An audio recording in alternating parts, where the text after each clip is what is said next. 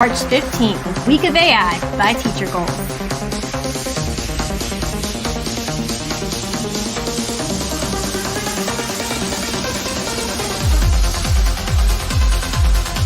Special thanks to Schemingly Course Creator for sponsoring Monday's event. Teachers spend, on average, 7.5 hours a week planning. Every year, hundreds of thousands of teachers plan their curriculum in isolation. Meanwhile, the pressure of workload is increasing and staff turnover is at an all-time high. What if it could be different? At Schemingly, we're teachers who believe it can. How? A course creation tool that empowers busy teachers to find, create, generate, and edit lesson plans, teaching resources, and course maps in a click. Schemingly is made by teachers for teachers, driven by educational research and supercharged with AI.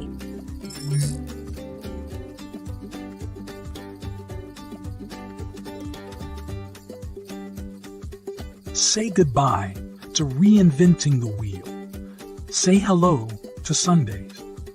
Get more time with your students, front and center.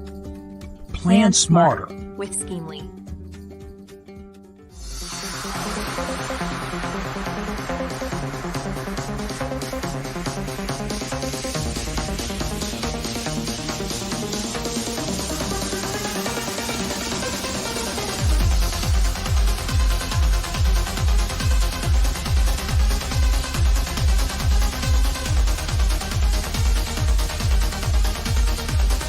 The next session will begin in 20 seconds.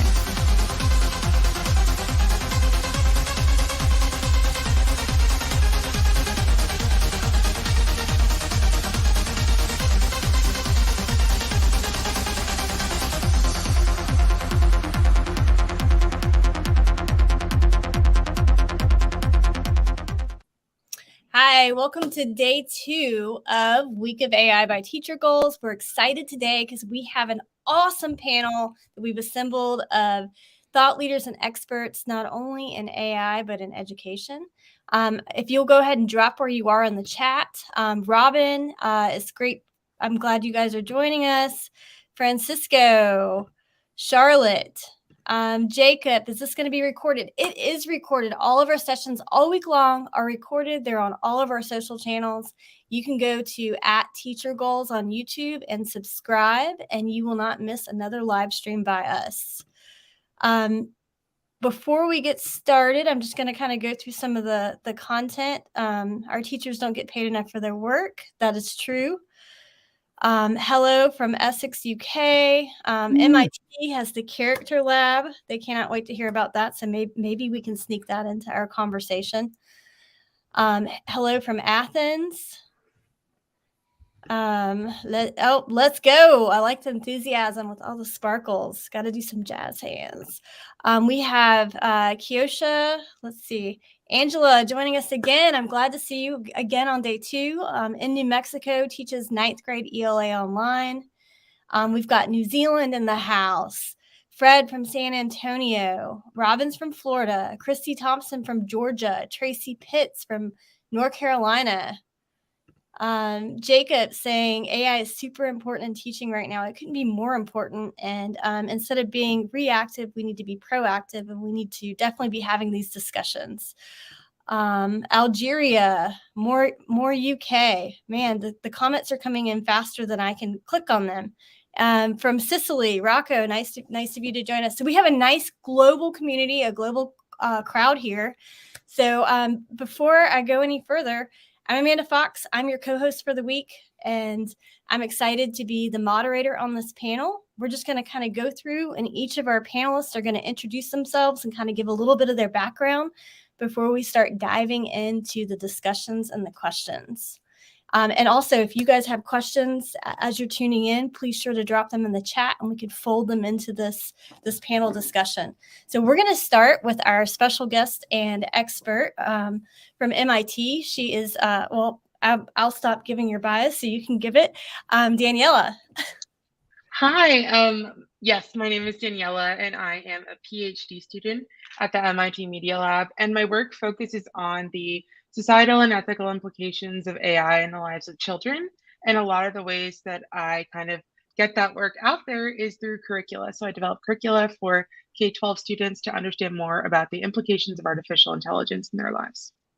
And is there a place we can find you on social media so I can drop Yes, chat? Yes, I can drop that in the chat. perfect. If you drop it in the private chat, I'll drop it out for our viewers. Dan. Hey, Amanda. It's good to be with you. Yeah, my name's Dan. I'm in the UK, in the northeast of England, a place called Newcastle. I'm a teacher. I worked on digital strategy for a group of colleges, and now I work full time in AI education. So the author of the AI Classroom, along with Amanda and Brad. And yeah, good to be with you. At any moment, my fiance could walk in with a McFlurry. So if I she's been to McDonald's and I requested a McFlurry, so it could come at any minute. So That's a very US statement there. If you ask me a question and I've got a mouthful of ice cream, just move on. I'll come back to me later. The question is what flavor? Oh, I don't. Oh, we get some. We get a lot of like British chocolate bar flavors over here, so I think it might be. Have you guys heard of Rolos? Oh my gosh, have we heard of Rolos? Have you got Rolos? Oh, Rudolph noses for our Christmas bags. Yes. So cool. Yeah, I think it's a Rolos one at the moment. So exciting times. Robin, you can get that book on Amazon. I'll drop the link in just a second. We've got Hello from Houston. Robin's a curriculum designer. She also says, Amanda, thanks for not being a bot. I'm thankful I'm not a bot as well. We've got New Mexico, Ghana. So awesome global. Thomas Thompson, give us a little bit about your background. Hello, my name is Thomas. I'm a social studies teacher, 7th grade middle school in Annapolis, Maryland, originally from Newcastle, Pennsylvania. I guess we lifted the name most likely. And I am also a co-founder of Eduaide. Awesome. And Eirik, just kind of circling around. Hello. So my name is Eirik. I am from Oslo, Norway.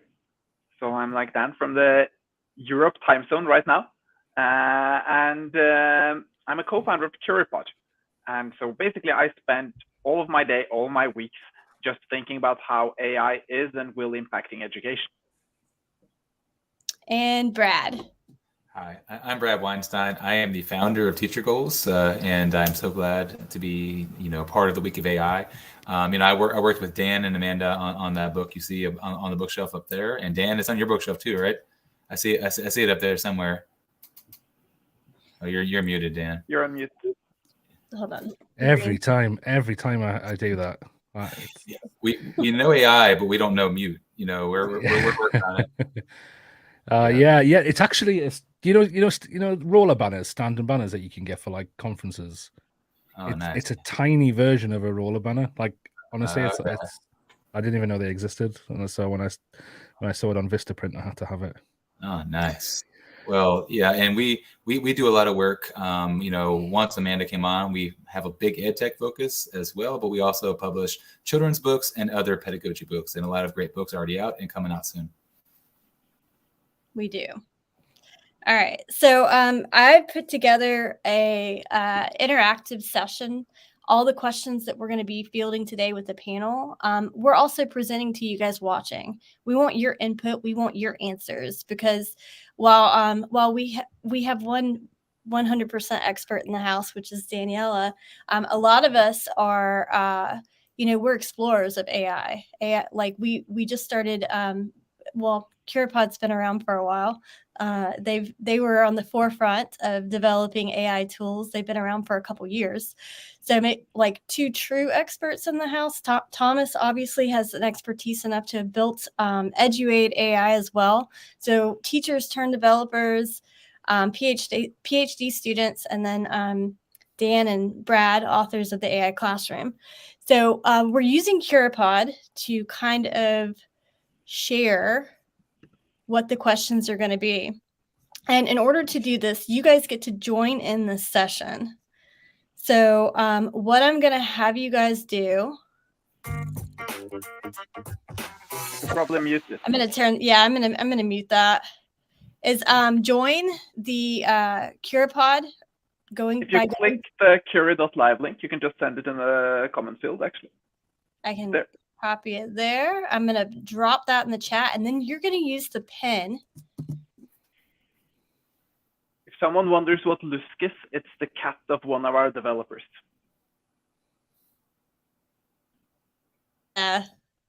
Excited cat. And the pin I'm dropping in as well, just in case. So you put that in, join us as we're having this lively discussion and as we're fielding these questions. We want your answers too. So the first, as you guys are joining, got 16 in so far. I'll just leave that up for a second. There are 10 questions tonight. We might not get through all of them. And then we have a word cloud ending where you guys have 10 words or less, summarize what your greatest takeaway is from this panel discussion. So I'll just give everyone a few more minutes. And what I'm going to do is in our banners, I'm going to put in that Curie.live link. So it's scrolling the whole time.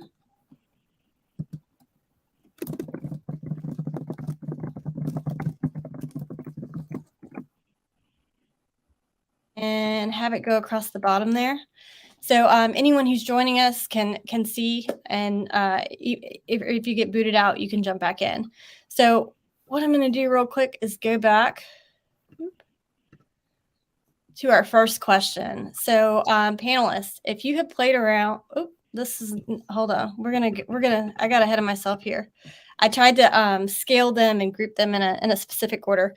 How should schools be thinking about privacy, bias, and all of the difficult challenges surrounding AI?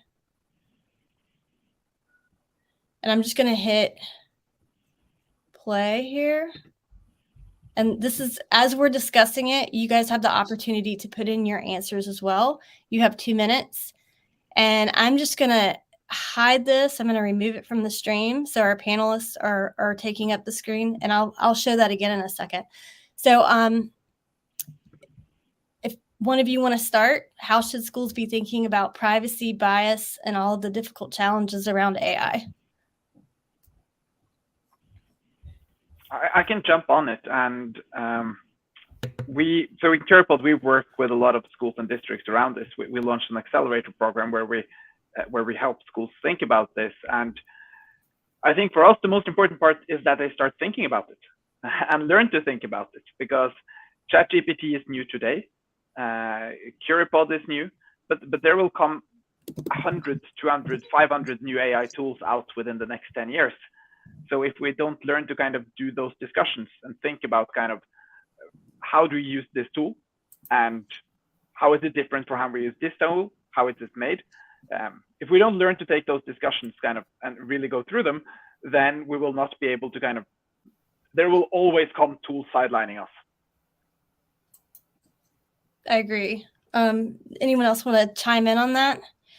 For those of you who are on your phones, if you can't join because you don't have 2 devices, you can also just drop your answers in the chat or any questions that you have regarding these actual questions.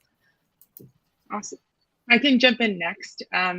So I think that the way I like to think about privacy and bias and ethics in the classroom, I like to break it up into 2 different parts. So I think there's like one kind of overarching theme that like technology is not neutral, and that any AI that you introduce into some school or social system is going to produce bias or is going to, have an effect on the people that work with it. So I think that's one thing that we need to incorporate. But the other big thing is thinking specifically about the different types of artificial intelligence that you're integrating. So different types of AI have different ethical issues, and it's important to think specifically about, if I introduce a face recognition technology into my classroom, what are the implications of that particular technology? And another thing that I really want to highlight is that I think it's important to like not just, do all of the work up front and think, how do I best integrate this technology in my classroom? But it's really to have some kind of system in place in which you're constantly evaluating and getting feedback from the community and people that are using the technology. Absolutely. And that's one thing that I think Dan is doing a good job of right now. He's got his AI tool repository that he's building on his website. And I know in writing the AI classroom, we went through and vetted, gosh, there's just so many tools out there. Sometimes it's hard to figure out which ones to integrate into instruction, and going to the community, seeing what's being successfully integrated, looking at those terms of use policies, finding out the age limits and what's acceptable in terms of COPA, FERPA, and all the federal regulations that are out there, which, Eirik, I know Curipod, you guys have all of those regulations at the moment. Yeah, we've spent a lot of time on that, and that's also coming from Europe. Europe has really strict privacy regulations, and so spent a lot of time working with how do we ensure that none of the personal data go to our AI models. That's been a really important thing. Another part has been how, like in Curipod, we have taken quite strict design philosophy that now for the first part, AI is just accessible to the teacher. And there is a million really great use cases with students interacting with AI, but that's another level of kind of challenging, right? Because then you have to then you always have to go through what the AI does. But when the teachers use it to, as you are also well at kind of helping them do it in your book, just sparking curiosity and creativity. That's kind of the simplest way. I myself use ChatGPT as a creative sparring partner all the time. And I think that's the easiest way of starting out with it, is just starting out with helping you being creative. And I think Daniela made a really good point in that there's different types of AI that might be integrated into the classroom. For example, Eduaide is teacher facing, so we're not going to collect any kind of student data to inform our AI models. But that said, I still believe a conversation around transparency and how the data is collected, what data is used, and because the language models are learning from these incredibly large data sets as well. So there's questions, of course, of ownership if a teacher is using it to generate educational content, right? Who owns that? So there's questions around, like I said, ownership. But I think transparency and collaboration between people and the developers of AI are going to be crucial. We need a conversation, debate, and collaboration. It can't just be AI. Humans must be in the loop in training these systems, for sure.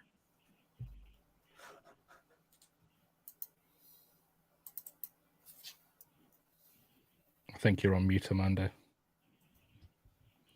We've got an interesting comment here from Sonia. Yeah, there's that human factor of not pushing the mute button. I think we're having a solid discussion at the societal level and research for each tech, effects on the psychology of students. In other words, slow it down and introduce only if it is safe. Safety must come first. We've been seriously burned by social media. Okay. Also, who is regulating this tech? It seems big tech is wanting to self-regulate, and that is very dangerous. So, whenever we're looking at the tools we use, we have to look at who's regulating that, who's in charge of that, where the data is going. Social media has burned us, but I think it's also helped us a lot in a sense too. So it's a double-edged sword. I think what's happening here, and this is the really challenging part for education, is every other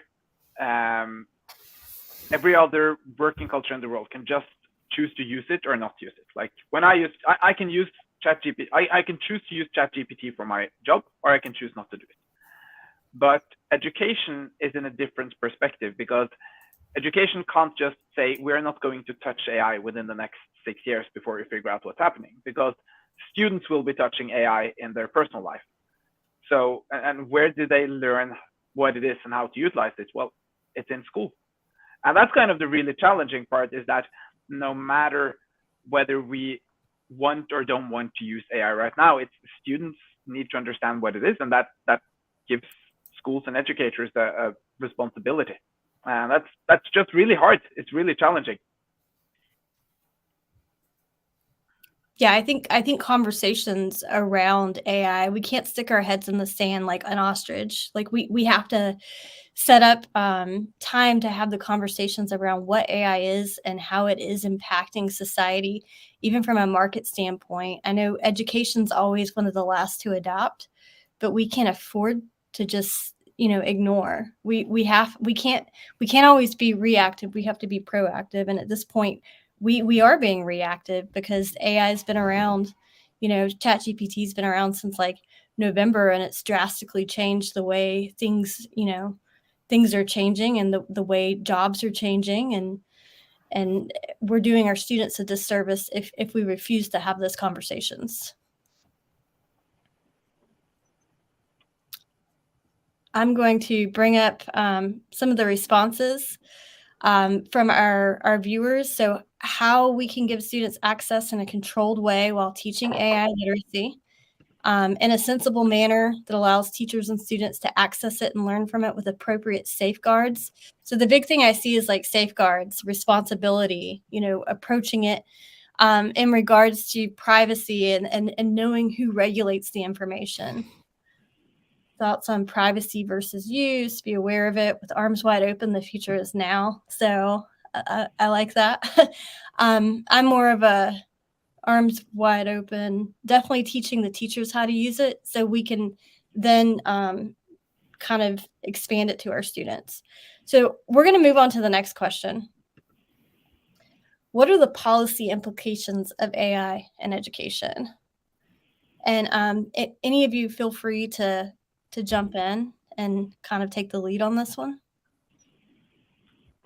I'm going to go ahead and start the timer for you guys who are viewing to kind of add in your thoughts on what the policy implications are in education. And then I'm going to drop this back down.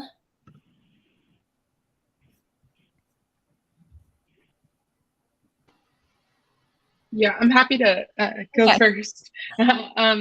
So I think I just want to address the question earlier about how are we regulating and who is regulating the technology. I think the two big players right now that we hear about a lot that are regulating technology is the European Union, which has decided to take a risk-based approach to AI regulation. So depending on if something is high risk versus low risk, there's different types of regulation depending on that. And then on the other, they're almost ready to pass the AI Act. It's almost there.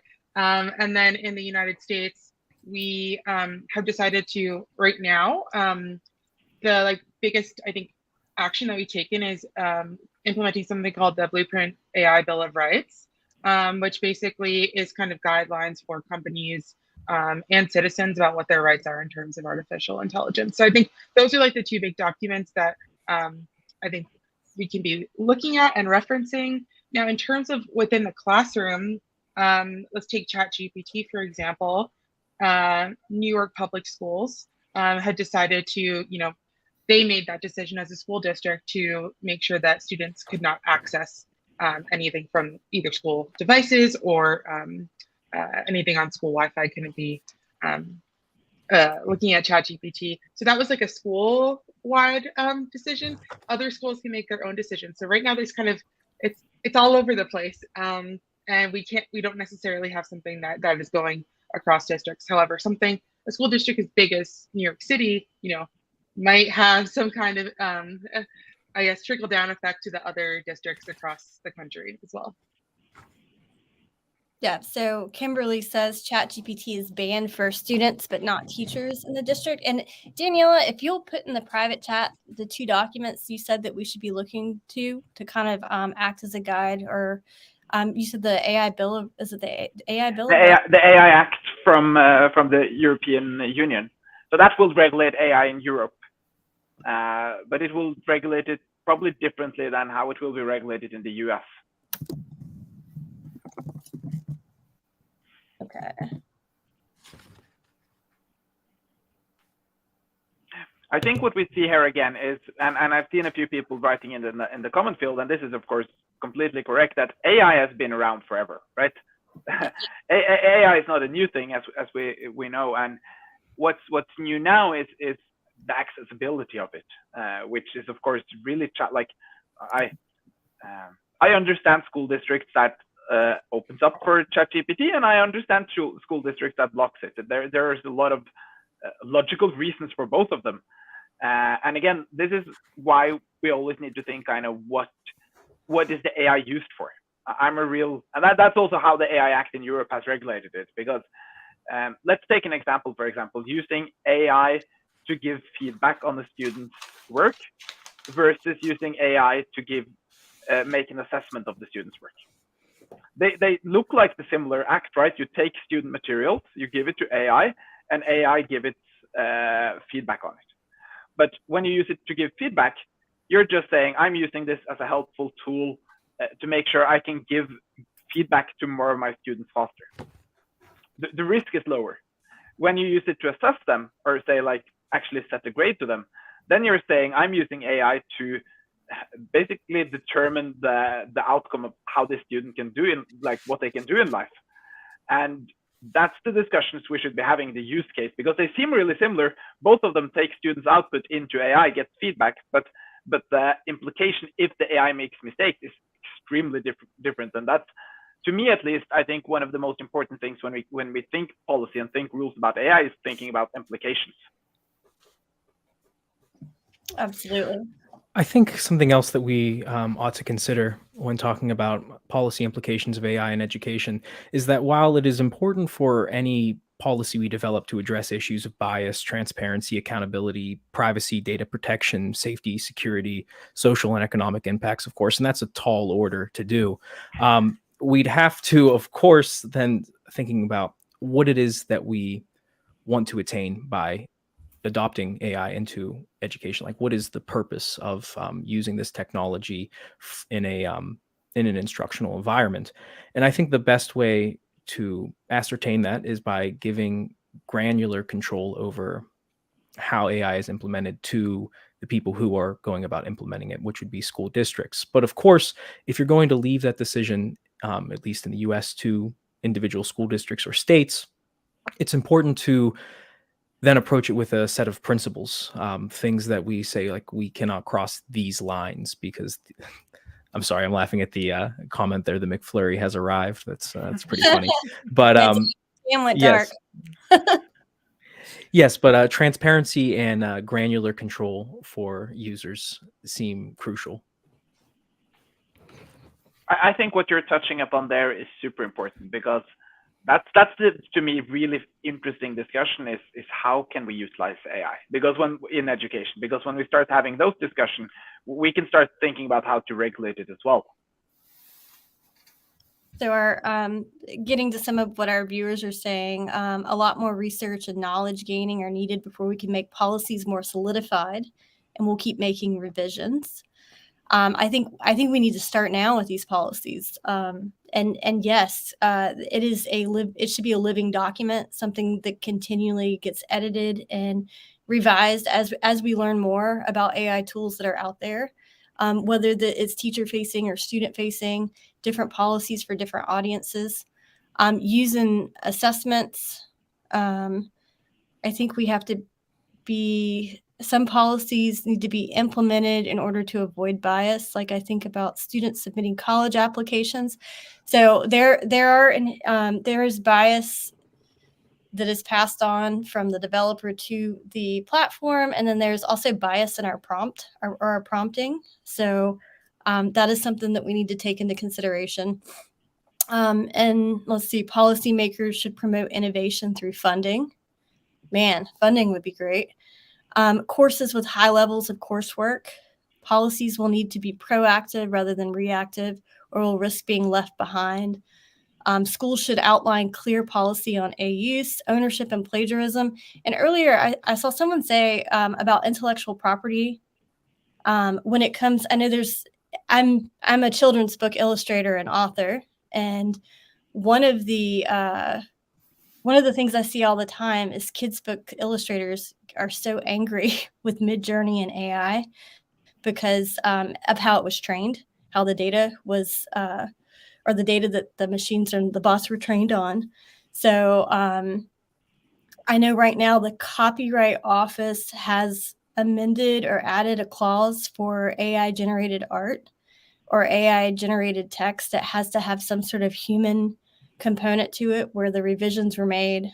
For example, there are books on Amazon that have been, illustrated by Midjourney, but the compilation, the copyright is actually the text and the story that goes with the work. So as a piece of work, it's copyrighted, but the individual images cannot be copyrighted because they were generated by Midjourney. So just, totally a conversation on IP copyright and what plagiarism looks like at this point. We're going to move on to the next question. Why is it important for students to be learning about the ethics of artificial intelligence? Which that last statement kind of feeds into this. Yeah. When we think about this, artificial intelligence and ethics and things like that, I mean, my kids watch YouTube all the time. And my daughter was telling me something as a fact on YouTube about animals. And it was a fact because it was on YouTube. Right. And this isn't even AI. I know there's an AI component to YouTube to tell them what videos to watch next and, all kinds of things already in Netflix, and AI is everywhere. Also, we should point that out. It's not something that is new. It's something that already exists. It's been around for a very long period of time. But when we think about, ethics and student use, they need to know it's not gospel. The second it comes out, the second it's produced, it might say something that might be biased. It might not be true, or it might be, from a perspective of the programmer. So they need to know that, and that's why, Amanda, that in the book, we have edit, but we also, we have that edit portion where when you get something, you have to do an analysis of it to know whether or not it is factual. You have to go back and be able to figure out the sources where the information came from. You have to be intentional about not just putting information into the, not just prompt crafting and using the prep method. You have to also be able to determine whether or not the information put out is viable, usable, reliable. And all those things that we talk about in our book as well. So again, you have to have strategy. It has to be, you can't just say, hey, everyone, go use ChatGPT to do stuff. There has to be a lot of intentionality to it that has to be taught. To build off that, to make sure that everyone doesn't feel like there is so much new to learn. This is nothing new, right? To critically assess your sources. That's something we have been doing for a long time. As you said, like YouTube, it's treated as fact if it's in a news cycle. There is bias everywhere in society, right? You treat information from different sources differently because there is always a meaning, or a goal behind that informational source. And so to kind of make sure that teachers doesn't feel like, oh, there's a lot more stuff to do. It's the same thing with AI. You treat the same way you look at a newspaper and say, okay, how might this be biased? You can look at AI and see how might this be biased. AI might be biased because it's trained on biased data. But yeah, the discussion is the same one as we've had the last 10 years. And it's still super important. There was a quote I saw. I don't remember where. It might have been Twitter, but it talked about AI came out and now we're worried about plagiarism and cheating. When Google came out, we were worried about plagiarism and cheating, and it kind of backtracked all the way to libraries. We had all the information, but we had to find it was using a library cheating.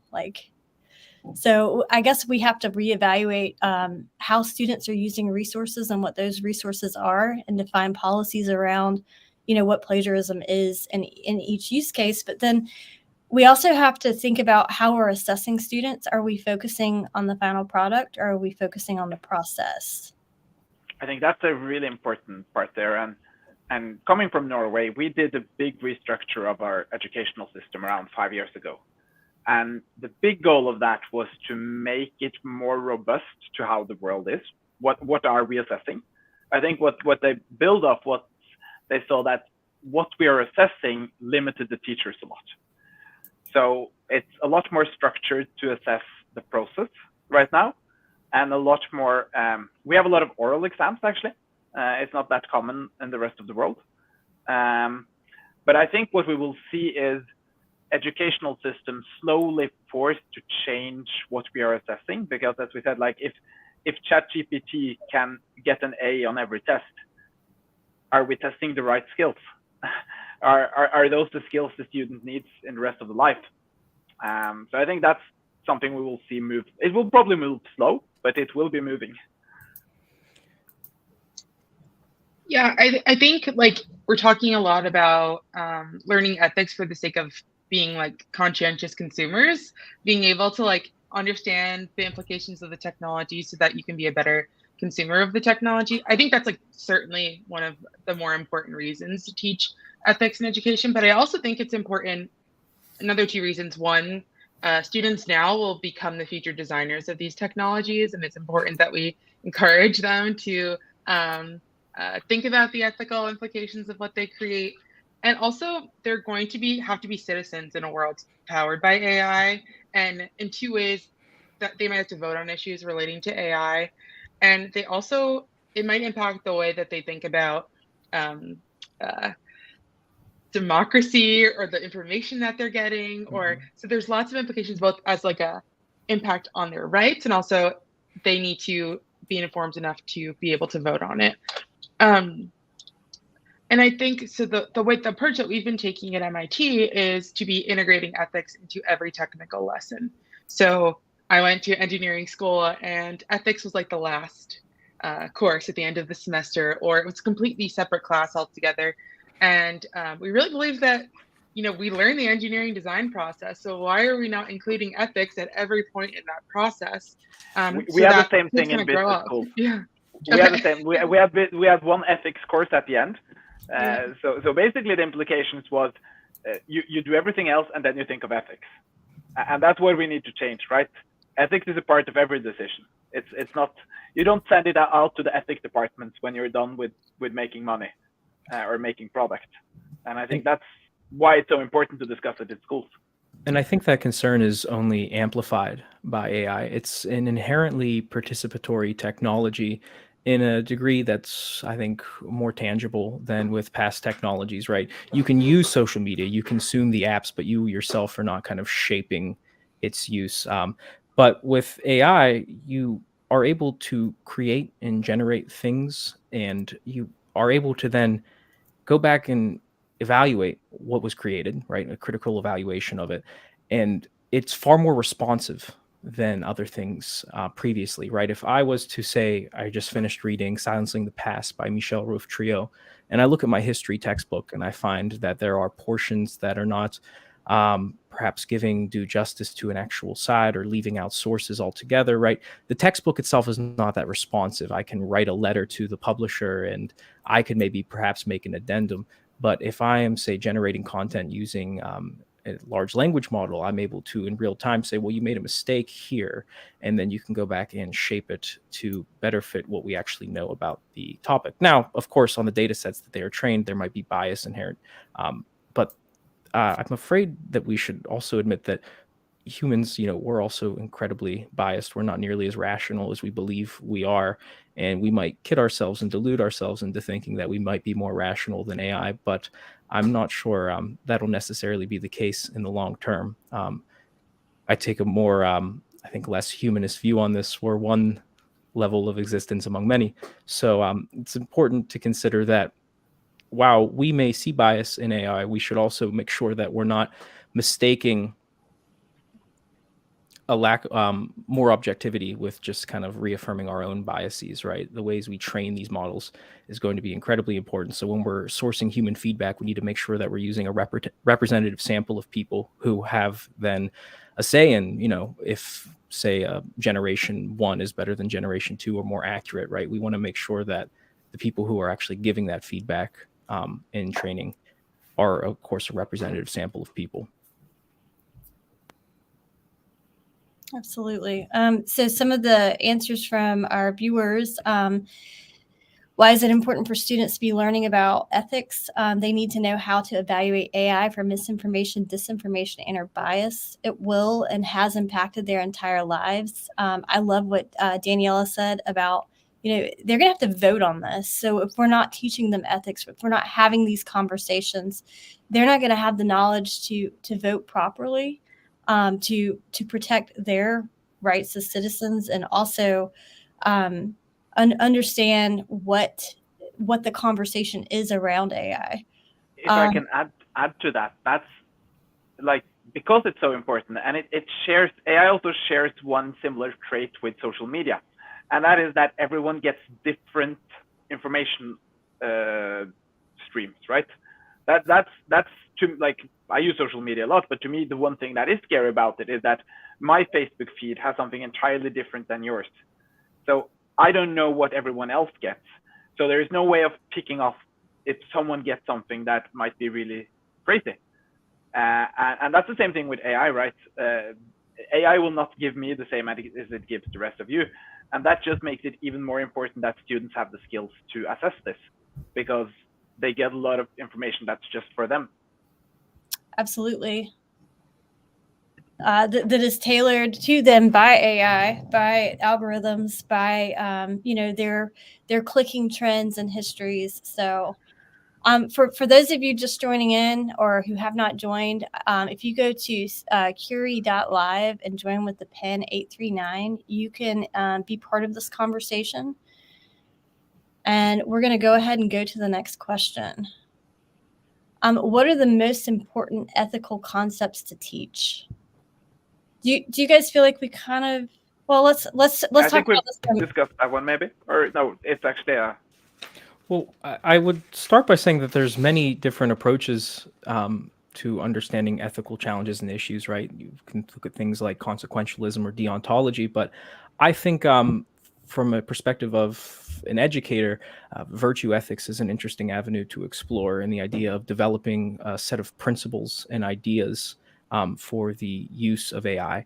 Because I looked at it this way: if we are to approach ethical challenges in the use of AI, most students are going to approach that with two things. They're going to approach that with context, hopefully, and of course, principles that they judge the world by. I mean, virtues are how we interact with the world and use our facilities for what we believe to be the good. And we need to really consider what it is we want AI to do in the classroom, and then develop a set of principles around that. If it's to reaffirm democratic principles, we need to understand what that means in the context of implementing AI, because it'll change our workforce, it'll change our society in ways that we cannot yet comprehend, because it is emerging more and more prominently in our lives. So we need to look at the effects, but we have to develop our ethical code, our virtues, in the same time that the AI is developing. So I think a set of principles and, of course, skill in applying those principles to ethical challenges will be important.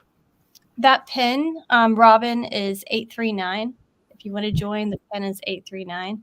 Absolutely. We've got some interesting comments coming in. So big data is our life information and the food for AI to feast on. That's one way to look at it. And then someone had a comment on, Thomas, I would like for you to kind of elaborate a little bit more on this. Daniella or Eirik, if you want to jump in and kind of help. I get where you were going, but this is scary that you think AI is more trustworthy and reliable. I think what you meant. No, I would not say that AI is more trustworthy or reliable than humans. But what I would say is that we shouldn't overestimate the trustworthiness and reliability of humans. AI is trained on our data sets. So when it reflects biases, we must understand that it's reflecting our biases at large. So for us to believe that, no, AI is not more reliable than us, because it is trained using us, our data. So it's only as reliable, I would say, as a human would be. And but there I was a big fan of Thinking Fast and Slow by Daniel Kahneman, and he shows that we judge situations with a number of biases and heuristics that ultimately might not be productive. We see some interesting kind of developments in kind of how students think around AI, because a really interesting insight we've seen. So in Curipod, we have a feature that allows the teachers to create feedback to open-ended answers with AI. So you can have the students write any task. It could be explain Newton's first law. It could be write an essay using argumentative writing. And the students write it out, and the AI gives them feedback, and the teacher sends it out. And what we see, and this was a bit shocking to me in the beginning, is that the students are a lot more receptive of critiquing that feedback than they've been previously from teachers. That to me is super interesting, because when I as a teacher review students' work and send them feedback, the one thing I want them to do is go through it, right? I want them to take a look at my feedback and think, are they agreeing with my feedback? Do they disagree? Why? And what you see is that when the teacher does this, students tend to see it as, okay, the teachers are the one grading me at the end. So if the teacher says like this, it's like this, it's law. When the AI gives feedback, suddenly they have an incentive like, am I looking like, this isn't right, this isn't correct, or I disagree with this. So what we see is that the students in general are a lot more receptive to discussing kind of their own feedback and bias and all of this when it comes from an AI, like in different of when it comes from the teachers. So that's, I think there is a potential actually of utilizing AI to really teach students a lot more about bias than they've known before, because as Thomas say, bias is a problem in society in general. And I think we can use AI to teach it really well. Absolutely. If anyone wants to add to that, what? Yeah, yep, go ahead. I just want to add a quick, I think the idea that students are, potentially placing more authority on AI than their teacher in like the comments is, I think, speaks to the idea that we put so much authority into the systems, and that like we are automatically assuming because it's just statistics or math, AI is correct, will give the best answer. It's much more, I think, it's not neutral like we think it is. And I think to me, that's the most important thing to teach when we're teaching about ethics, is that it is embedded with people's values. And not only is it trained on data that has people's values embedded into it, but it's also created by someone or a group of people that also have a particular set of values and a particular goal. And it's important to recognize that aspect of it as well. So sorry, I found that interesting because I just saw a comment about teachers and grading and knowing the student, right? I mean, there's even interviewers, right, where you're supposed to separate the name in interviewing, right? And when you're not supposed to see the name of the person or the origin or the ethnicity of the person interviewing. Same thing with students. As teachers, what if we were to take the names off of all papers and we didn't know whose paper we were grading? There's biases in teaching and grading, and like how long have I known that student? Has that student, been driving me nuts last week, or has that student been great with me? There's always biases. There's always thought processes. You could be on the 97th paper that you're grading in 3 days and maybe not be as consistent as you'd want to be. So there's always kind of biases in grading as well. And I saw that the machine doesn't know the kid. The AI doesn't know that kid specifically or have any biases specifically towards that kid. But if you're a student coming from a certain cultural background or a certain ethnicity or from a certain part of the world, and it's trained on data and it's trained on an input from somebody that is from the UK or somebody that is Caucasian or whatever the case might be, it still might be showing bias when it's grading that kid's paper. So I feel like you can still get those biases because of the creators of the machine, but there's always biases in humans grading things as well. So it can have less bias because it doesn't know that kid, but it also can have more bias because it doesn't know the kid. So it's really a toss-up, in my opinion. So I'm gonna go to our book on in the prompt craft prep and edit chapter on page 109. When I was writing this, the edit part, I found a really interesting quote by Ruman Chowdhury, who's an expert in the field of education and ethics, and what Chowdhury said was, with societal bias, you can have perfect data and a perfect model, but we have an imperfect world. So, and the world is what is informing those data sets. So the data sets, all of that can be perfect. And with AI, you're not going to get perfection. With humans, you're not going to get perfection, playing on what Brad says. But we become a little bit more efficient, and I think AI in the end is it's a vehicle to giving us teachers more time and digging deeper into it. Allows us for more time to spend on critical thinking, and if we're leveraging it correctly for processes versus products, helping us go through that process. That in the end, I think AI is going to be a fantastic addition in education once we integrate it to a level where students have access and not just teachers. And I think understanding that imperfection is going to force us to ask very tough questions about how we want to use AI in society and what level of autonomy we want it to have. And I think when we frame it that way in this context, we begin to say, okay, well, maybe we want more human feedback and collaboration between the AI and the systems that it interacts with. I think then we understand that granular control will be crucial, and that having a human in the loop, multiple humans, a representative sample of people, is going to be crucial. Well, in the hands of students, when it's in the hands of students in some way, you can get feedback almost instantly. When a teacher has a stack of papers and each paper takes 10 minutes to grade times 180 students at the high school level, you get a paper back weeks later and you've moved on as a student, right? And you no longer care as much about that feedback. So I like it as not the most reliable, it's the gospel, but it is something where students can get quick and efficient feedback to know if they're on the right page, according to the rubric, according to the criteria, according to the assignment. They can run a sentiment analysis. There's all kinds of things you can do as a student when it's in their hands. And as a parent at home, you're not going to always necessarily know how to do or how to assess whether or not that student wrote a good argumentative essay, or whether or not something, a lab report that they wrote is efficient. So I look at it as it's access that we have right now to guide students towards where they want to go. And it's a lot better than no feedback at all for several weeks, because it's impossible to keep up with that grading load, especially when it involves essays and things like that as a teacher. And I was an English teacher. I've had many papers that I have graded in my lifetime. And I'm just like, man, where was this before? Like, why, even having students feed their work through and have it analyze it for figurative language. My daughter's in 8th grade, and she was doing this project where she had to write a poem, and having her actually go through and use ChatGPT to analyze what figurative language was in pre-existing poems, Shakespearean sonnets, English sonnets, and understanding each component and breaking it down by each standard and having it analyze it and kind of explain it to her, empowered her to actually go in and write her own. So there are ways that we can use it. I know I know English teachers everywhere are freaking out, like, oh my gosh, like when the calculator came out with math. So there's ways we can use it that focus more on the process, not the product.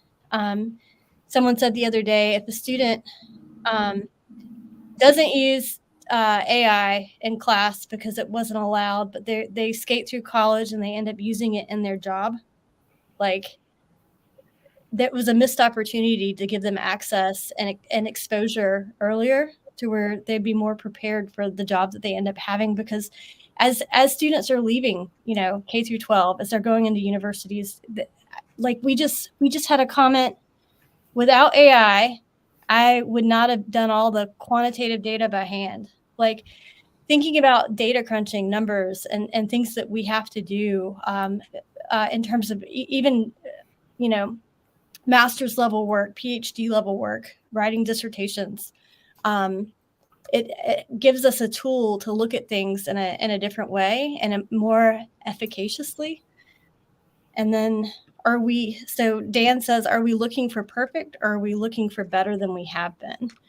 So we have about 7 minutes left. I'm just going to scroll through these questions. So what resources are available to educators?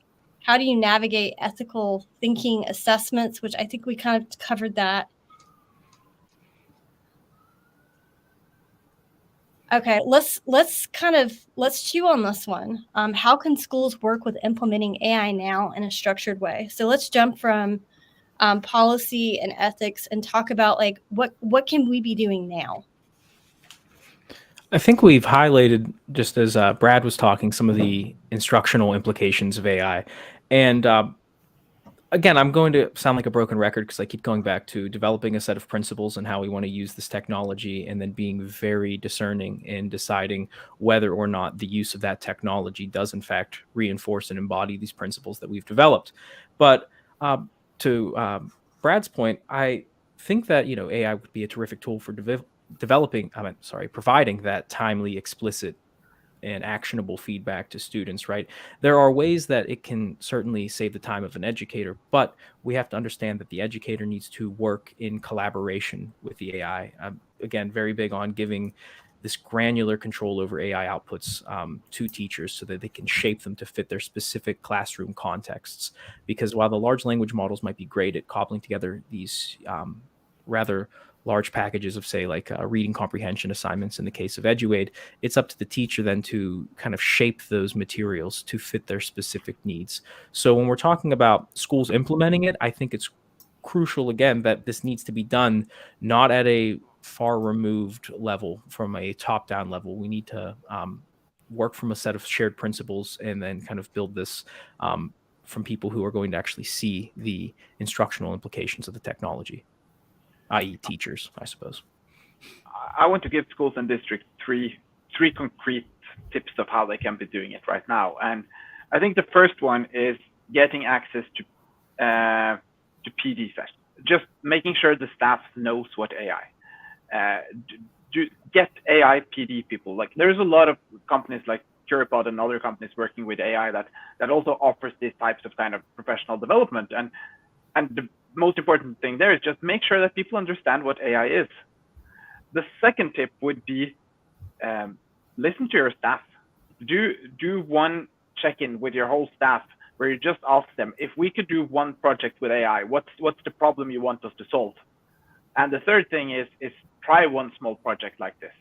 If the teachers are saying, yeah, we really want to save some time crunching data, then start by that and then listen to the teachers. Yeah. So some of our viewers, the pilot programs, I know the accelerator program Curipod's doing is amazing. It offers 6 free PD sessions. Dan, myself, Brad, we do PD on AI. Dan's in a session, I think, every day, like, talking about AI with schools and businesses. Someone said working with AI creators. So it's crucial for teachers to use tools like Eduaide, Curipod, Auto Classmate, all of these tools that are out there, and to give that feedback, to give that insight on pressure points. What is needed? What do you need to make your job easier? How can AI do that? I think another really important component of this is just the need for AI literacy in classrooms. So let's make sure that we're educating students on how AI works, so that they're not only saying, I know that the tool that I'm using incorporates AI, but they actually know how the tool incorporates AI and what might be the benefits of the tool or what might be the drawbacks of that tool. In our lab, we've been developing a lot of work to go into classrooms and teach children about AI. This week is May 18th is Day of AI, which is an opportunity for classrooms to have kind of a low touch way to bring in AI education. Lessons are about 2 to 4 hours and don't require any previous AI knowledge. Some don't even require a computer. And so I would definitely encourage people to start thinking about ways to introduce their students to like more of the technical components. And I just dropped the dayofai.org in the chat. So if you're interested in looking at where you can get started with students right now, like from a basic level, even learning what LLMs are and neural networks, how they function, how they work, broken down into like the ingredients of a cake. So, you have the neural network that processes the ingredients and says, oh, these things, on the other side might look like a cake. Which if you go to, dayofai.org, check it out, and you'll find the lesson specifically that I'm talking about, but it makes it accessible to young students. And I think that's a great resource, and that's a great place if you're getting started to go and check out those tools and lessons. While we're wrapping up, if anyone wants to say anything, in 10 words or less for our viewers, what was your takeaway from this panel discussion? I'm going to go ahead and have that going. If you are not in, go to curie.live with pin code 839. I specifically would love to hear insight on, what your takeaways are from what we talked about tonight. All right. Anyone have any last words before we wrap up the panel this evening? I just want to give a big kudos to all teachers, because as I said kind of in the beginning, teachers are really forced to just educate themselves on this. And I think if someone wants to learn anything about AI, ask a teacher, because they have been thinking about it. Let's see. Good stuff, guys. 40 years old. I'm a bit behind on this new AI thing. Let's see. I'm not going to tell my age, but like I'm almost 42. So I feel you. Almost 42 or almost 40? I'm just going to let that. I'm going to leave you that. said up. almost 42. So Almost 40. Is it TWO or is it TOO? I will leave that up for interpretation. TOO. Somebody asked if it's on Twitter. Yes, it's on Twitter. It's on Facebook and YouTube. I think they wanted the Day of AI link. Oh, okay. So here's the link. If you check out www.dayofai.org, I can just throw it up here.